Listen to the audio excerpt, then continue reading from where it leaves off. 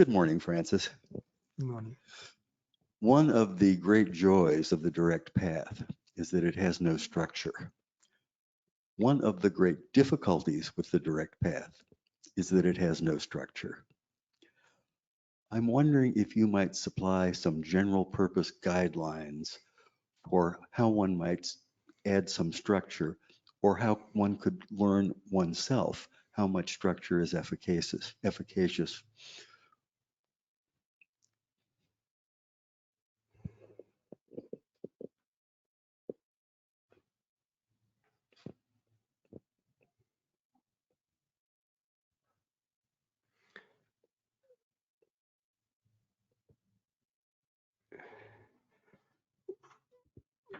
We should try first to have a definition of the direct path versus the progressive path. And the analogy I use is one of a plane landing in an airport. And the plane is going to be guided by the air traffic controller and by the airport controller through a meandering path up until at some point, sooner or later, it lines up with the runway and enters the final phase of the landing procedure. The meandering varies from airport to airport, and even in a given airport varies depending on the conditions. However, there is something that never changes, which is that at the end, the plane has to line up with the landing strip. So in this metaphor, the direct path is represented by the final approach. The meandering phase that comes before is of various length and duration. Corresponds to the variety, infinite variety, we could say, of progressive path. Also, this metaphor is quite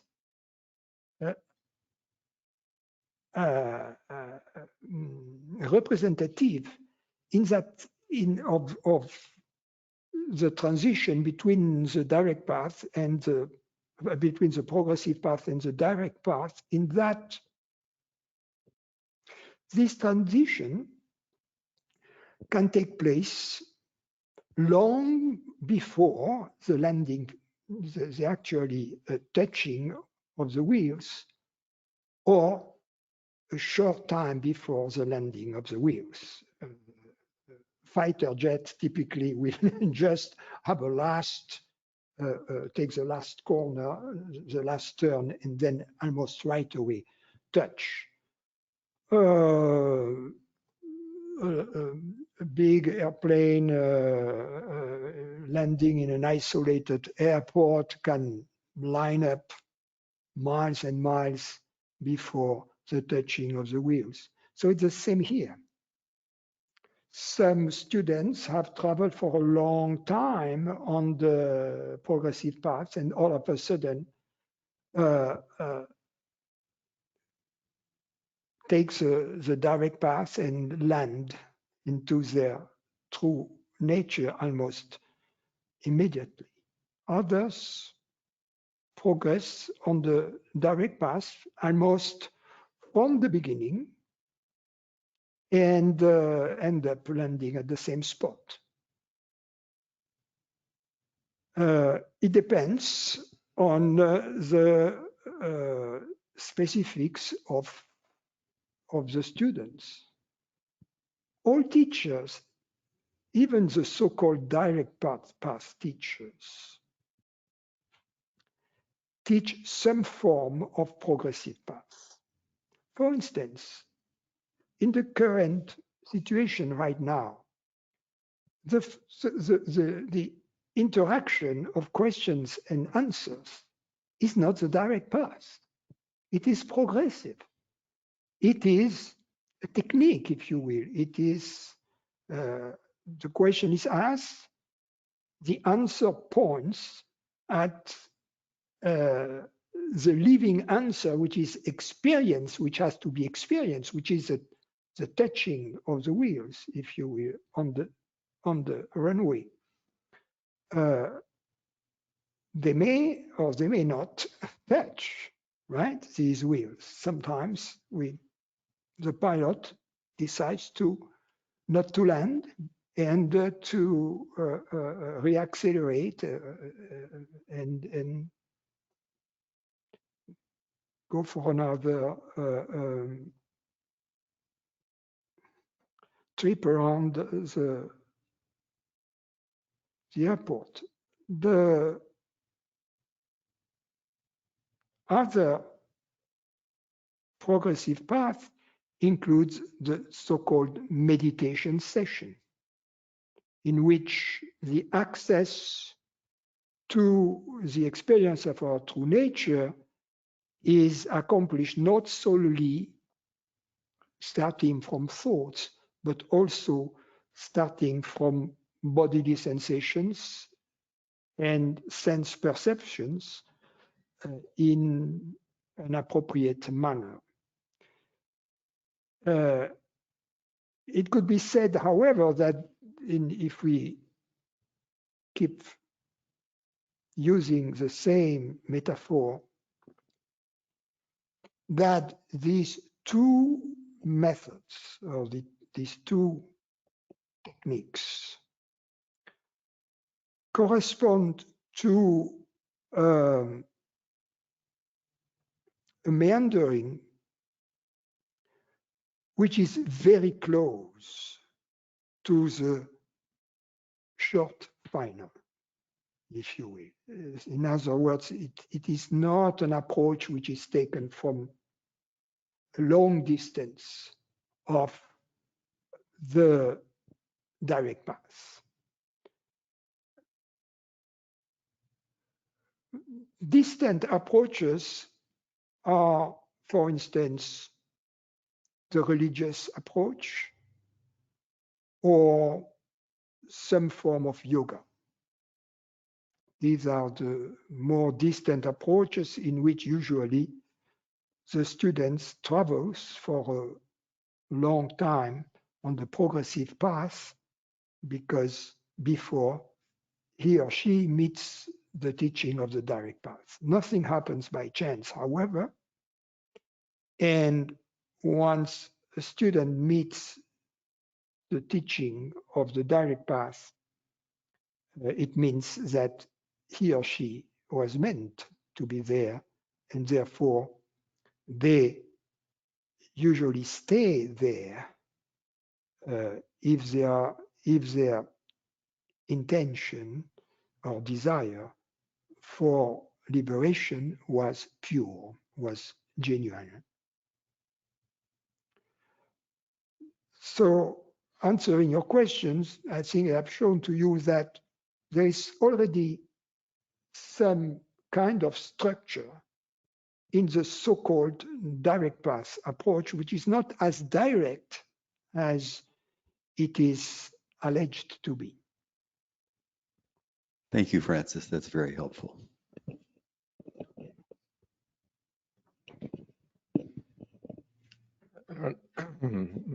Not quite as comfortable asking you this now that you're sitting on your throne, but it has to do with, well, partly with teachers and About what?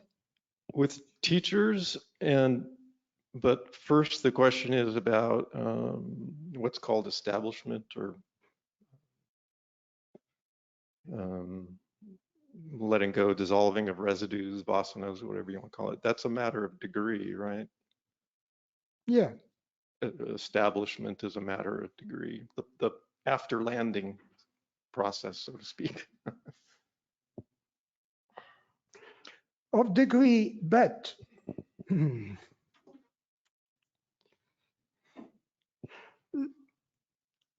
let's use another metaphor.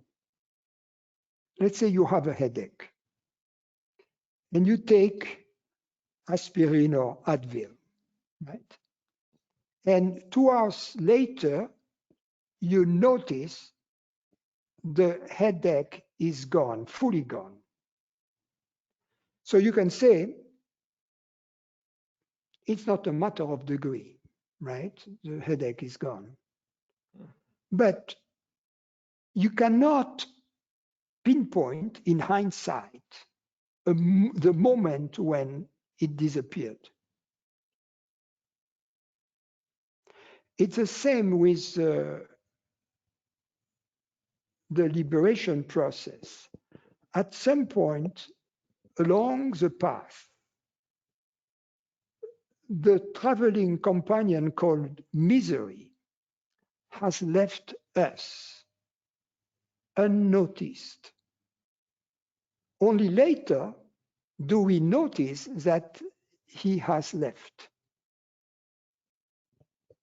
Sure, that's been my experience where I notice that, wow, things are more harmonious, happier, spontaneous, loving, whatever.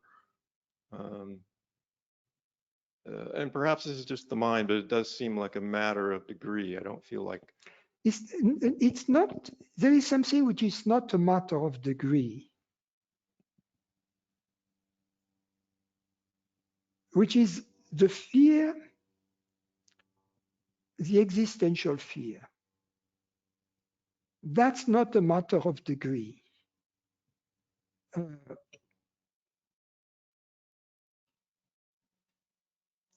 A glimpse of our true nature liberates us from this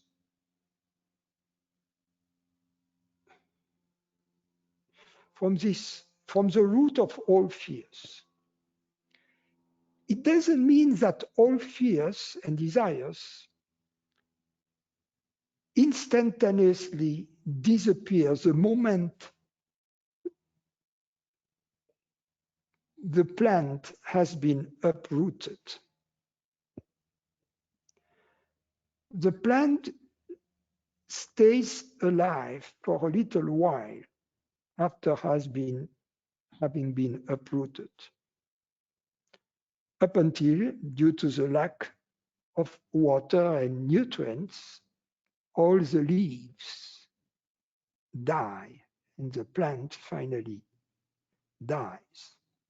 So it is the same thing with the structure of fears. For instance, fear of elevator, fear of being sick, fear of getting sick, fear of not being loved, fear of being abandoned, fear of not being recognized, fear of not finding a partner, fear, whatever fear, right? These fears in this metaphor are represented by the leaves of the plant.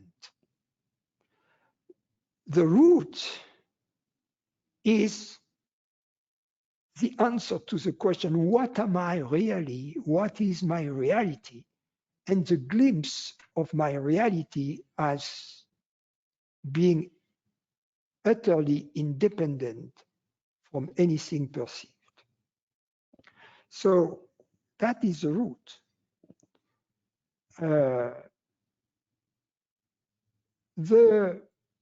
In the beginning, the leaves being still green and looking and healthy looking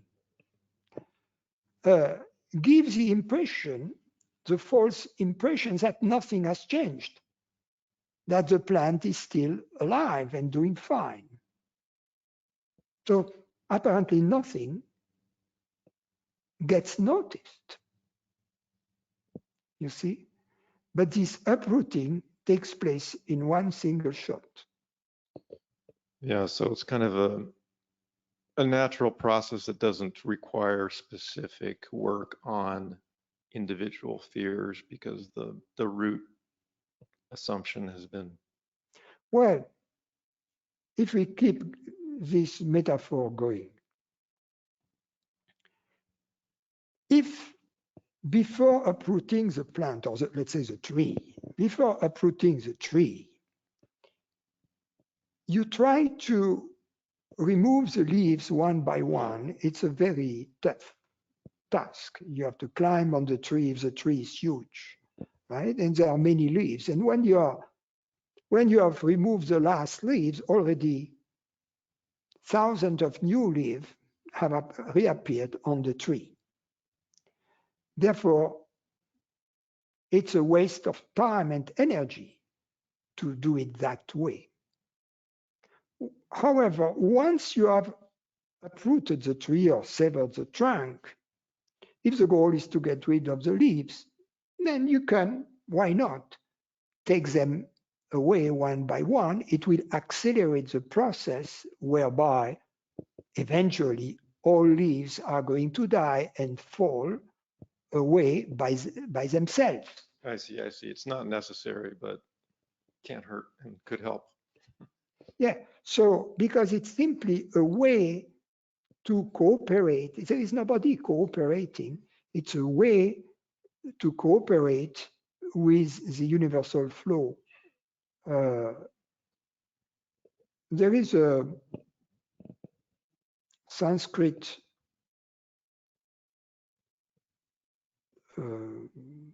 text in which the various categories of Jivan Muktas are described. It's called the Tripura Rasya. And Jivan Mukta means liberated ones. In other words, it kind of establishes a categorization of the different ways liberation seems to manifest. And some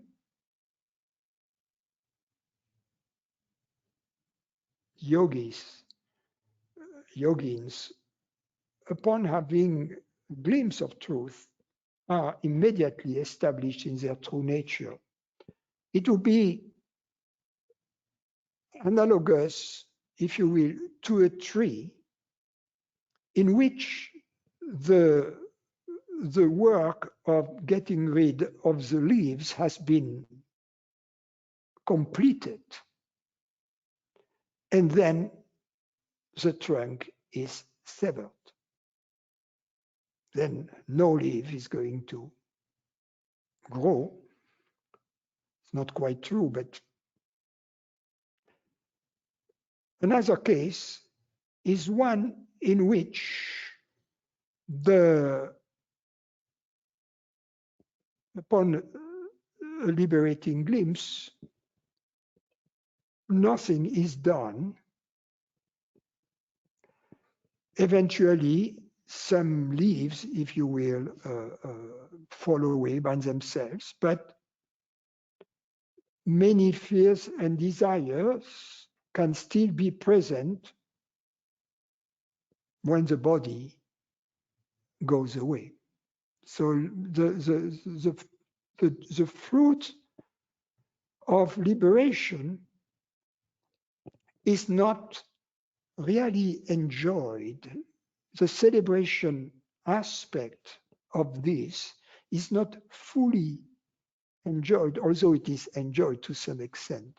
It's not fully enjoyed during this life of the body.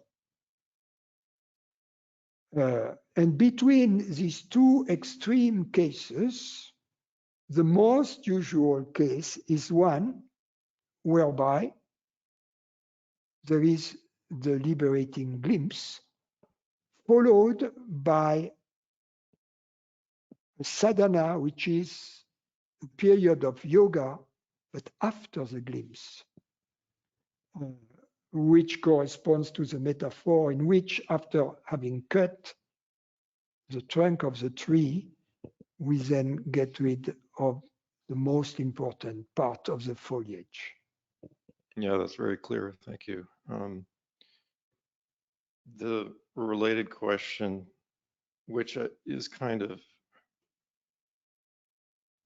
answered, is that there's often seen as some beings are enlightened, as if people can become enlightened, but it's really more, you could say, enlightenment itself unpeoples itself, kind of turning it around. Absolutely. The related question was, what is it that's letting go of the vasanas? There's no separate entity to do that. So where is it? Where are the habits? It's just in consciousness. It is consciousness. It is consciousness all the way. It is consciousness who chooses ignorance. It is consciousness who unchooses ignorance. Okay, so the illusion of the person is a choice of awareness. Yeah, yes. Essentially seen through, but then still, in some cases, leaves are still left over to liberate oneself from. I mean, it's paradoxical from the mind, obviously, but it's not really paradoxical. The paradox only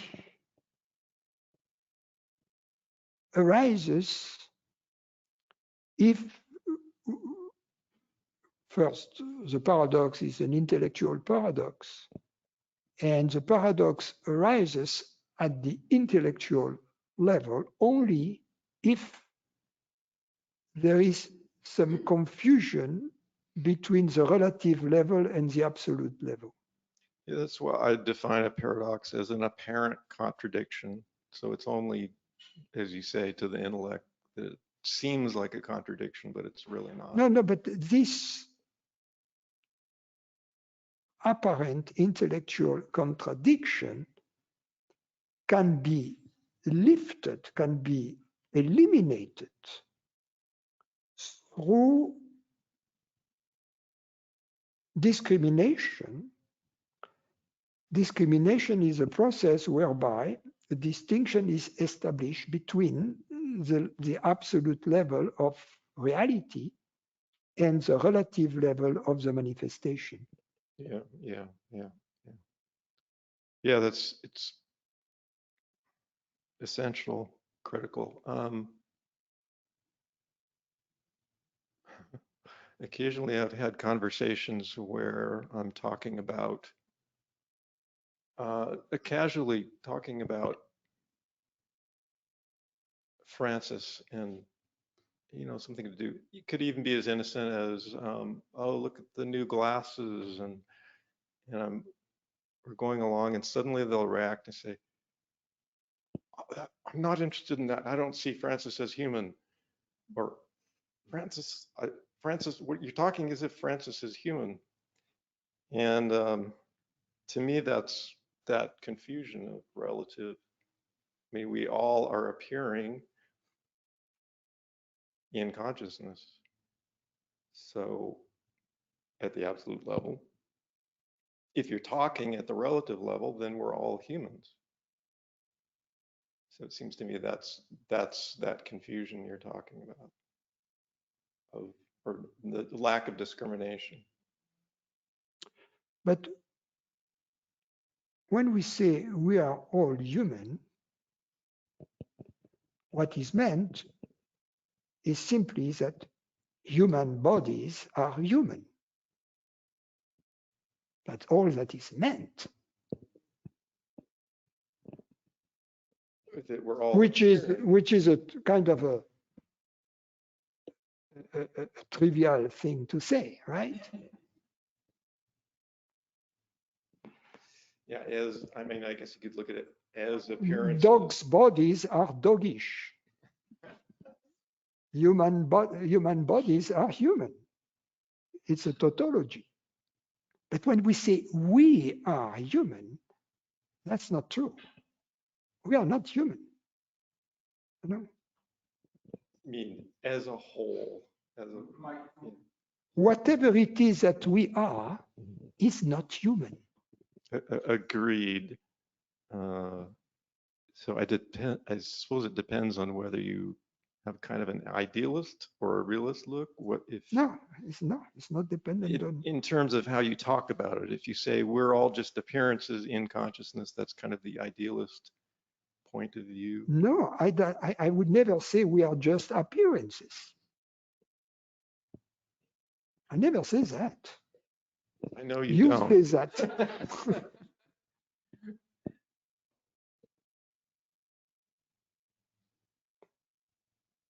We are that to which the appearances appear.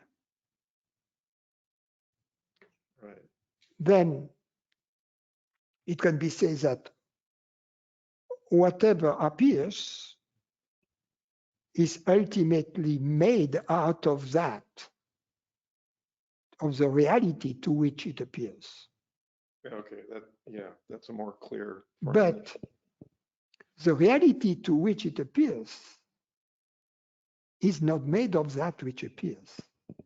It's not a two-way street. If you want metaphor, the waves are made of water, but the water is not made of waves.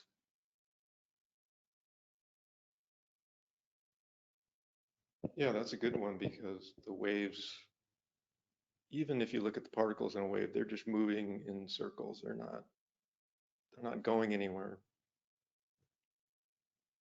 Yeah, it's very simple.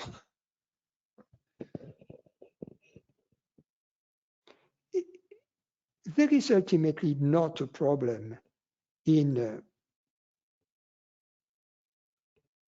being able to talk as the rest of mankind talks, so that we can communicate. Because we understand that most people believe to be human bodies. So with someone who believes to be a human body, we have to interact with them on that level. As I say, if a cop stops you for speeding, right? You are not going to tell him I'm not human, therefore I cannot speed. Sure, sure. You may spend your weekend in the wrong places. Yeah. I don't have any problem with, talking with the so-called ignorant.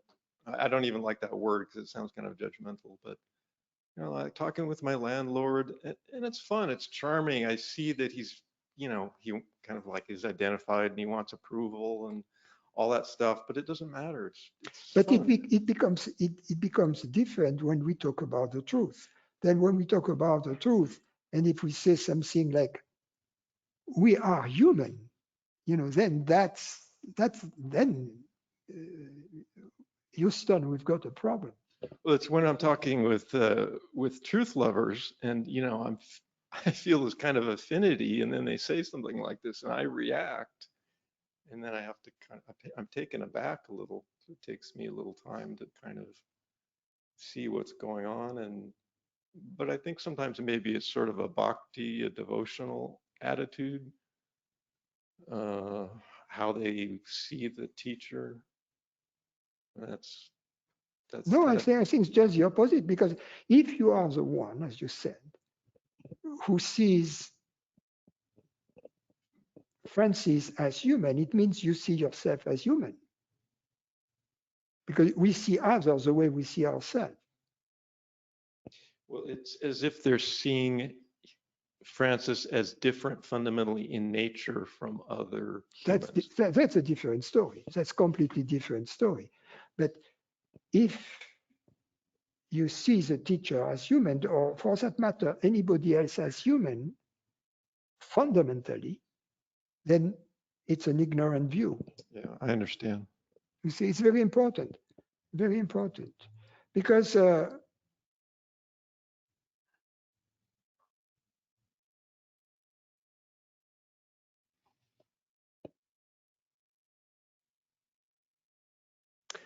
there is often in the, I hope not here, but among truth seekers around the teacher,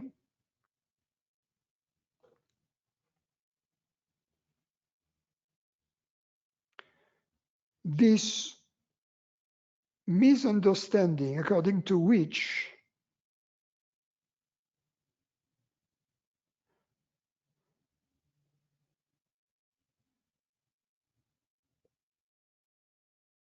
the teacher is different from me.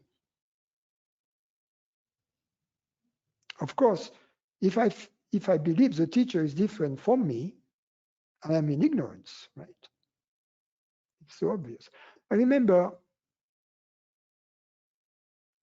and of course, there is lingering ignorance among some students of the teacher.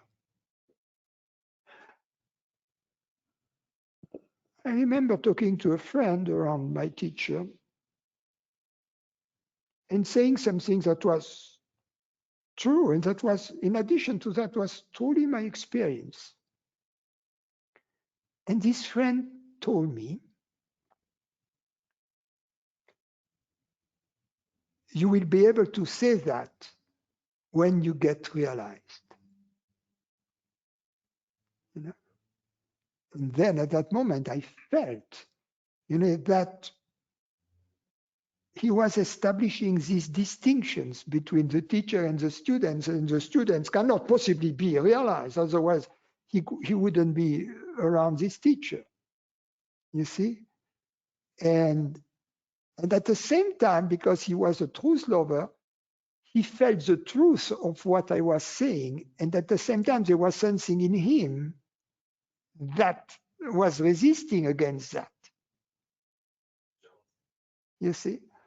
Whereas, and there are teachers who kind of, by their attitude, maintain this difference. For instance, not to name it, when I've watched a few videos of Osho, and Osho is a very smart, very intelligent teacher, and fulfilling his role and his mission. But at the same time, there was this impression that he gave that he was a teacher and everybody else was not realized. In other words, he was like me, sitting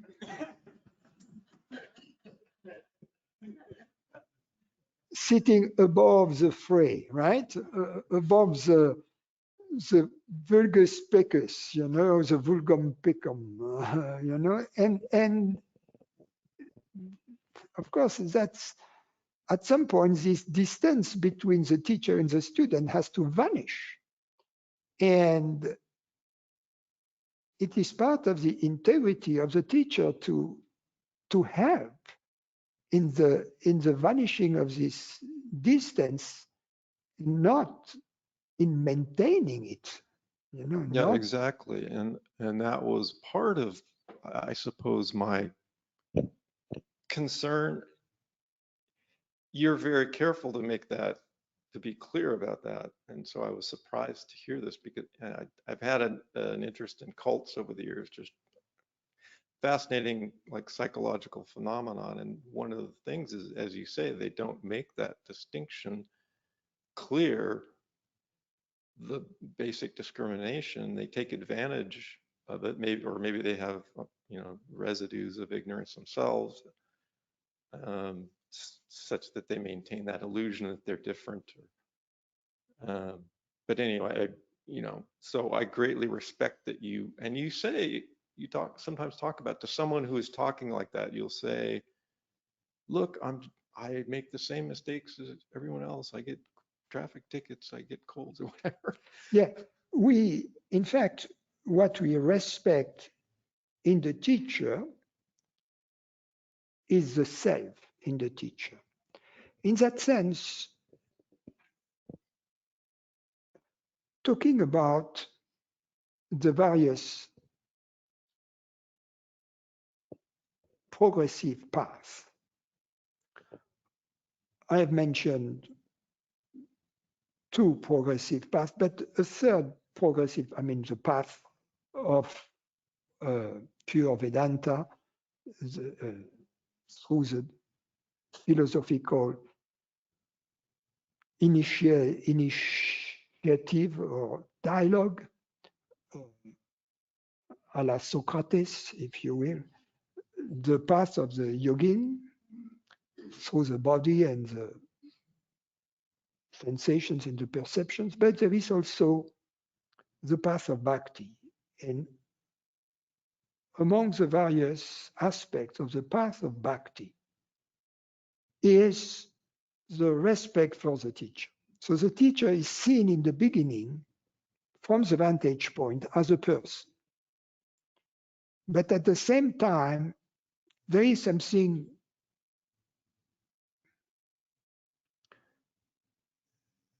magical because, or sacred, if you will, the student who is open to this type of path has then the revelation of the divine element in the teacher. And the divine element in the teacher resonates with the divine element in him or in her. And so this privileged relationship he has with the teacher then gradually will get established with other truth lovers and eventually with all beings. So it's part of the progressive path. The teacher then is used as a tool in which first he appears according to the belief system, to the ignorant belief system of the student as another being, but albeit as a being with special qualities or special powers, only to discover later on that the teacher was not different from him. So that's why a teacher welcomes all beings that are seeking truth, that come in contact with him or her. The only thing that a teacher appreciates in a truth seeker is the level of intensity for their search of the truth. That's the only thing that really establishes a difference among various truth seekers, and that's the only thing that reveals their level of maturity. Thank you for that explication.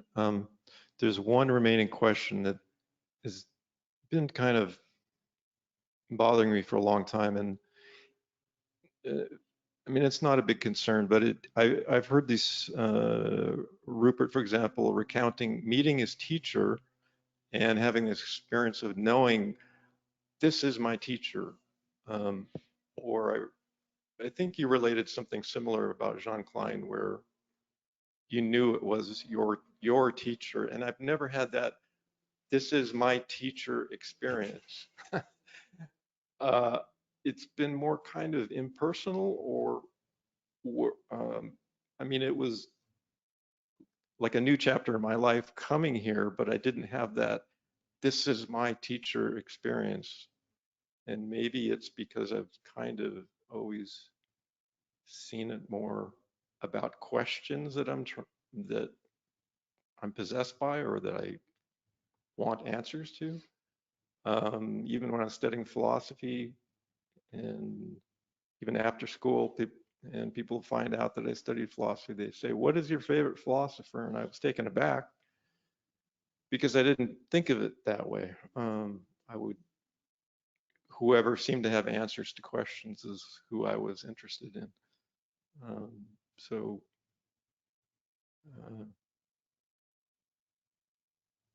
see it in more of a general light. But I guess that doesn't matter that I've never had the my teacher experience. That's more perhaps, as you were saying,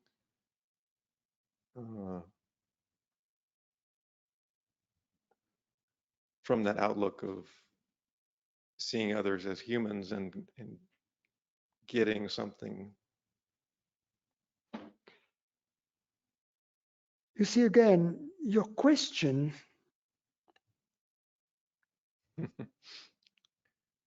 The teacher's revealed on the path. makes a confusion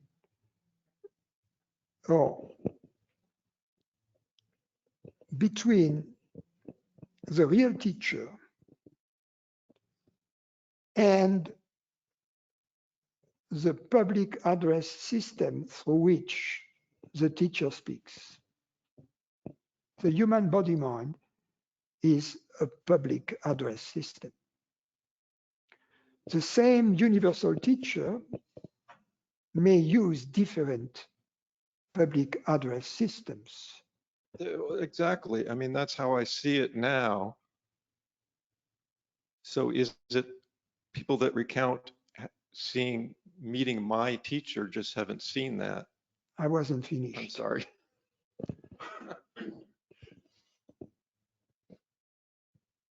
However, what I call the recognition of the teacher is something that may happen through a specific public address system. At the same time, when this recognition happens, we know that the teacher is not the public address system. And we know that there is not a speck of difference between the teacher and us. So it's a peculiar type of experience in which we are the teacher and the teacher is us. So then we are free from any form of teacher. However, it may be that for us, a certain public address system is more clear than another. Different speakers have different bandwidths, different volumes, different qualities. So we may prefer one stereo system over another. Right. Yeah, that's perfectly clear. Thank you. Would the following analogy be a good one? Like when you go to a shoe shop and try on a new pair of shoes, you kind of know that the shoes that you want to buy are the shoes that you walk around the shoe shop and in fact you feel you have no shoes on. And then you kind of know that those are the shoes that you should buy. Is that a good analogy? I'm not sure.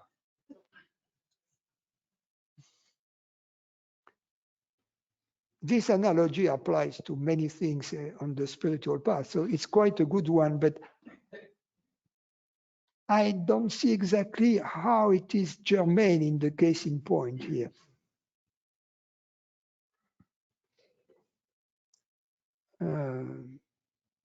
But yes. In other words, we should follow, just as we should always, unless we are a lady, wear the shoes that are the most comfortable in the in the ladies' case is the one that looks the best on you, right? Comfort is not the priority. So in most cases. But so uh, I lost my train of thought. Went into my yeah. Not viewing the shoe as an object. Yeah. We should follow the teachings with which we feel the most comfortable. But on the other hand, which we like the most, from which we gain the most. And because at the end of the day, we have to constantly reevaluate our allegiance is not to a specific teacher. Only possessive teachers with residues of ignorance or big level of ignorance are of this kind. I mean, there were teachers in which during the retreats, the presence in the rooms where people would stay of books from other teachers or other traditions was prohibited. What kind of Gestapo system is there? And such a teacher must be so afraid of the truth to go to this type of control. I mean, it's incredible when you think about it. This form of censorship of other views. Right.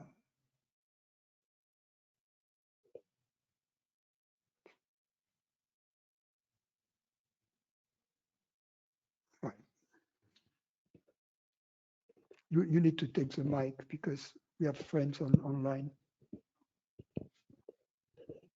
So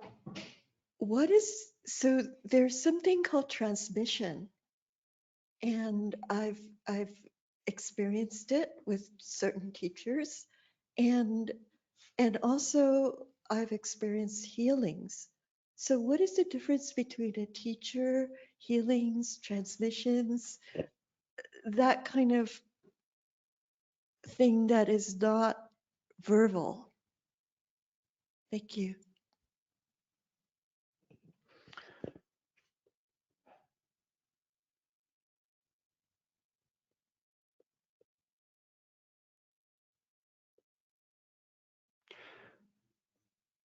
We can first, let's talk about healings. The purpose of the teaching is not to heal the body. There are doctors for that in hospitals and perhaps healers. But that is a totally different aspect. The purpose of the teaching is the liberation from the sense of impending doom. As a result of this liberation, we can enjoy and celebrate during this lifetime. So that's the goal. The goal is to be established in happiness and inner peace. That's the purpose, that's the goal.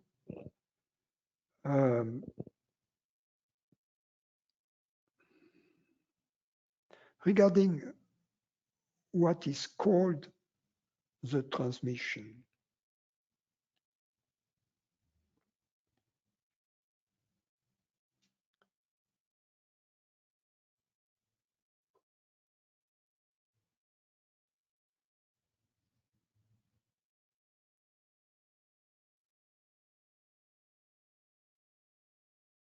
when we communicate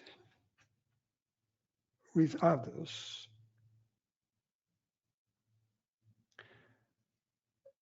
We communicate through many different channels.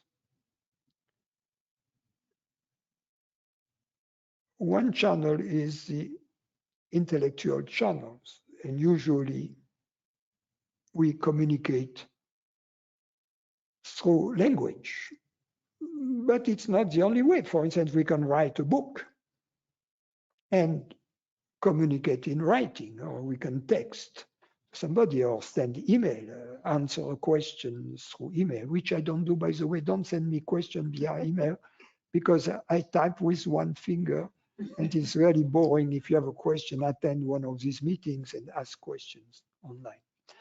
So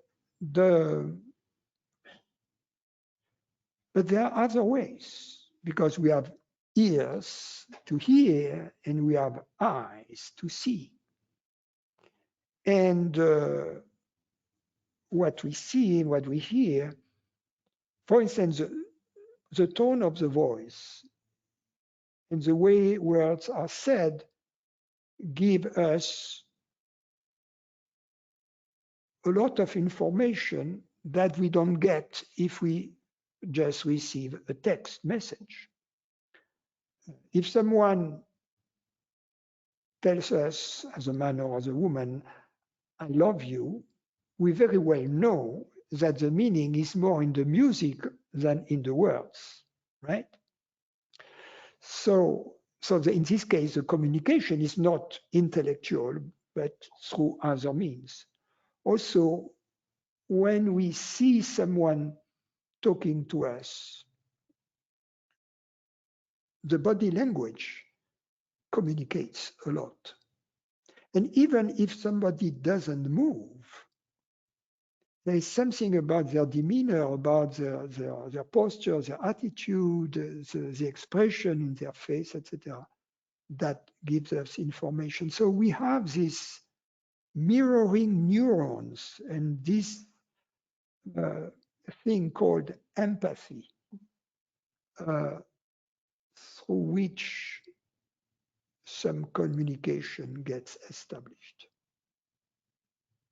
And there is a possibility beyond that.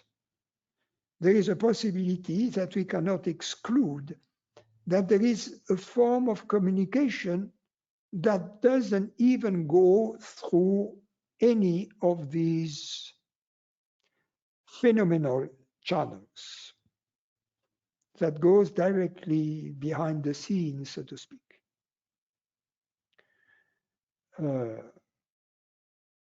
So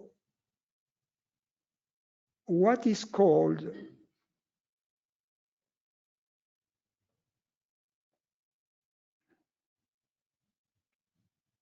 the communication through presence and the direct communication may in fact or may not involve some of these other channels of transmission, such as through the eyes, through the ears, through the tactile sense. The point is not to try to explain, to have a theory about it, a model about it. That which matters is to experience it. If you don't experience it, don't worry. It's not necessary. If you experience it, the experience is worth 1,000 words. I work as an intuitive, and I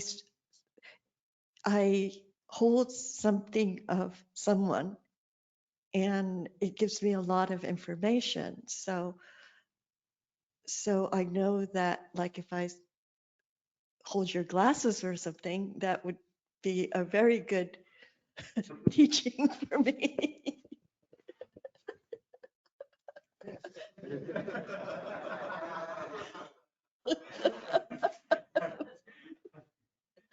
Thank you. Could I hold it for 5 minutes? Please.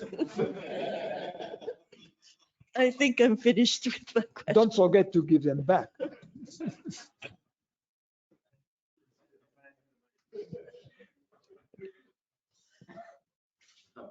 Francis, I'd like to follow up kind of on what Eric was saying. I brought up a couple of things that I've heard before, that we hear you talk about your teacher, Jean Klein, and when we hear the stories of your experience with him, it sounded that you guys had a very close relationship. Almost seems like he took you under his wing, type of a thing.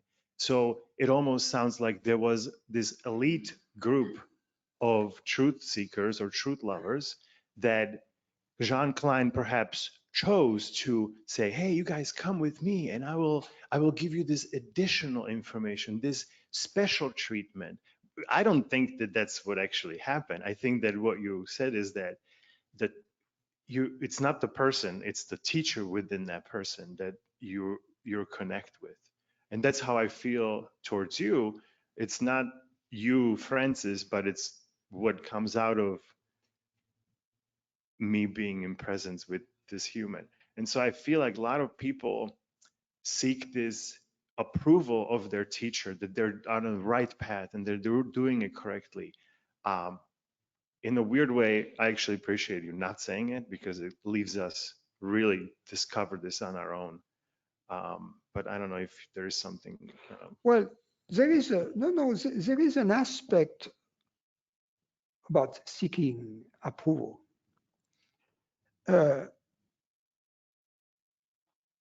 What would be a mistake for a teacher is to give approval to the person.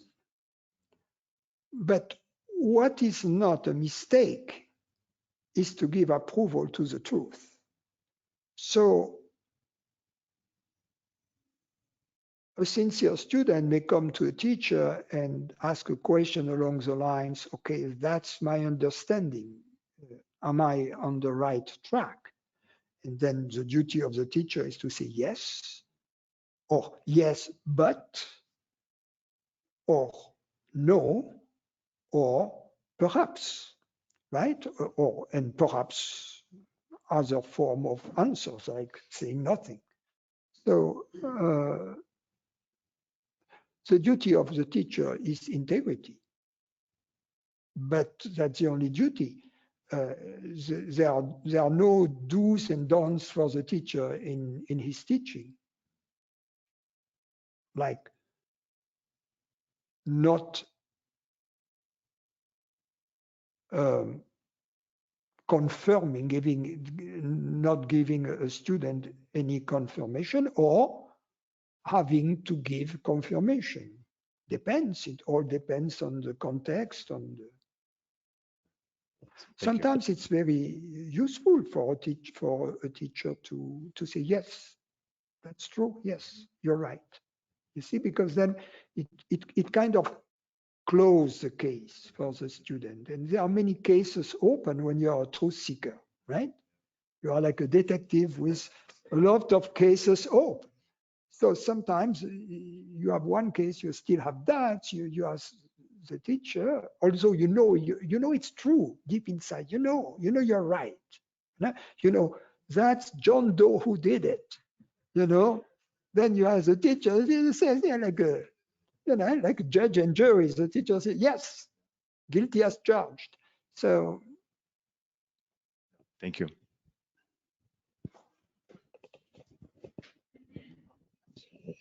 Francis, can you see me? Human's Yeah, glasses. yeah. Thank you. It appears, it seems that all of my conditioning, biological, physical, thought patterns, although very necessary to be here, conditioning, this conditioning seems to bubble up to deal with perceived conditions, right? It's just natural. When is conditioning, whatever it is, a problem per se, or an obstacle to a liberated, view Or is it just when that conditioning is built or structured around a false sense of self? Is that the only time it becomes more problematic? Yes, Uh, it's only, That's the only, yeah. it's only, in other words, the false sense of self is itself a fragment of the conditioning. Most of the conditioning is innocent, Yeah. right? Yeah. And therefore doesn't have to be dealt with, or maybe dealt with for practical purposes, right? If we all learn throughout our entire existence better ways of doing things, better ways of handling people, better ways of handling practical situations. So it's important not to be closed. But on the other hand, if we still have some awkward ways to handle some situations, there might be practical issues of efficiency or inefficiency related with that, but not issues of happiness, right? So happiness is only dependent upon this part of conditioning which remains, which was adopted as a result of ignorance, which was directly related to ignorance, which remains after the glimpse as a mere leftover, like the leaves, like the green of the leaves of the tree after the trunk has been cut. Thank you. It also seems that almost any individual effort to undo a conditioned pattern is an effort to dig up the tree, unroot the tree, which is kind of like there's a little sabotage involved there because there's a reason behind it rather than a different approach where it just kind of uplifts itself. You know, it's very hard to. You know, articulate. to keep the metaphor alive, there are many trees in the Garden of Eden. However, there is one, Yeah. which is a tree of knowledge of good and evil, right? The tree of duality. That's a poisonous tree with the poisonous apples, right? So that's the one, you know, you go there, and that's what Adam should have done. Instead of listening to Eve, he should have said, let's cut the damn tree. So is the snake thought? Is the snake equivalent to thought? I don't know what I don't know where the snake come, you know, all I try to do my best with those metaphors, but Thank you. any questions online?